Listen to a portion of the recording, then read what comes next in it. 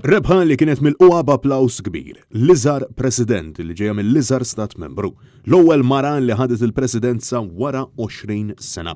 Dawn huma biss uħud mit-titli ewlenin li ddominaw il-gazzetti kif ukoll il-portals tal-aħbarijiet online wara li l-membru parlamentari Ewropew Maltija Roberta Metsola rebħet l-elezzjoni għal presidenza tal-Parlament Ewropew.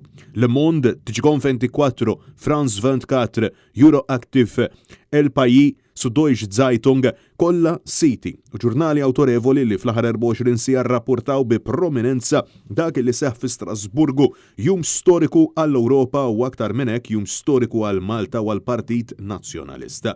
Fil-medja fil-Ġermanja b'mod partikolari tenfasizza l-fatt li r-rebħa ta' Metsola tingħata messaġġ pożittiv u b'saħħtu madwar l-Ewropa kollha.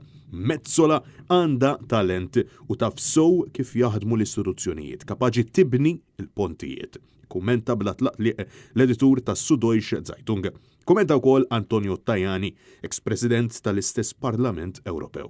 Malta ha avuto la fortuna di avere una eccellente presidente, una donna maltese coraggiosa che farà fare anche bella figura alla vostra isola che sarà sempre protagonista nei prossimi anni in Europa. Ir-rebħa ta' Roberta Metsola dominat ukoll il-faċċati tal-gazzetti lokali għalkemm il-ġurnal L-Orizzont kien l-uniku wieħed li għażel titlu illi prova jitfa' dawl ikraħ fuq Metsola.